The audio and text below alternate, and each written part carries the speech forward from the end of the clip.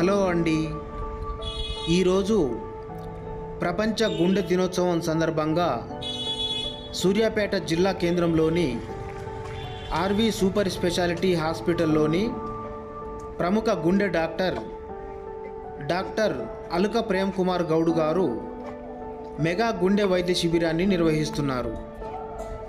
ఈ సందర్భంగా గుండె సంబంధిత వ్యాధి లక్షణాలను తెలుసుకునే బీపీ, షుగర్ పరీక్ష, ఈసీజీ, 2D ఎకోలతో పాటుగా డాక్టర్ ఫీజులు కలుపుకొని అతి తక్కువ ధరలకే ఈ మెగా గుండె వైద్య శిబిరాన్ని నిర్వహిస్తున్నారు.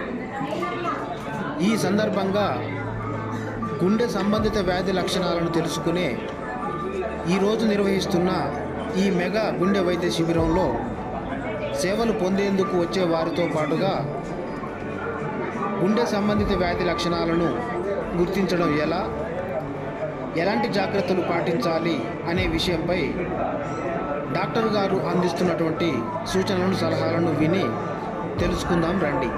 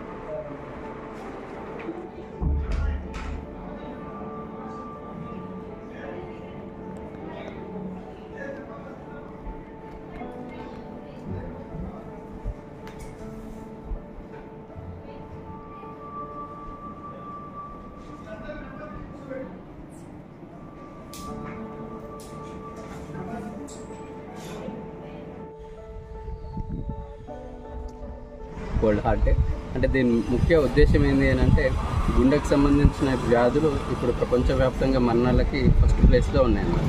సో దీని గురించి అవేర్నెస్ తెలియజేయడానికి హార్ట్ కోసం అని చెప్పేసి సపరేట్గా క్యాలెండర్లో ఒక డేని మనం సపరేట్గా దాని గురించి చేస్తాం.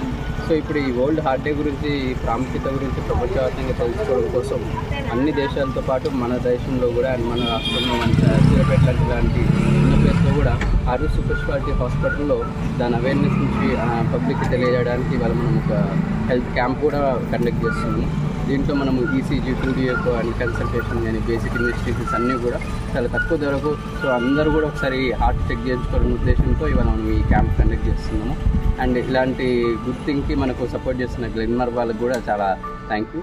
సో మెయిన్గా ఇప్పుడు వస్తున్న ప్రాబ్లమ్స్ ఏంటంటే గుండె పరంగా ఇంతకుముందు మనం చూస్తున్నట్టు గుండె ప్రాబ్లమ్స్ అంటే 70 ఏళ్ళు 80 ఏళ్ళు ఆ వయసులో కాకుండా చిన్న వయసులో కూడా అందరికీ కొంతమంది గుండె ప్రాబ్లమ్స్తో సఫర్ అవుతున్నారు. అన్నది తెలియక ఈ ఏజ్లో కూడా ఇలాంటి ప్రాబ్లమ్స్ వస్తాయని సరిగ్గా గుండె డాక్టర్ని కలవకుండా చిన్న ప్రాబ్లమ్స్ అనుకొని దాన్ని నెగ్లెక్ట్ చేసి సడన్గా హార్ట్ అటాక్స్తో హాస్పిటల్కి వస్తున్నారు.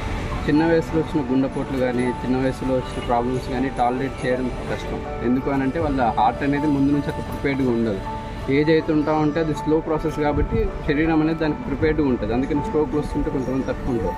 అదే చిన్న వయసులో వచ్చినప్పుడు అంతవరకు బాగున్నప్పుడు సడన్గా 1 day స్ట్రోక్ వచ్చే వరకు బాడీ అనేది తట్టుకోక చాలా వరకు హాస్పిటల్ కూడా రీచ్ కాదు.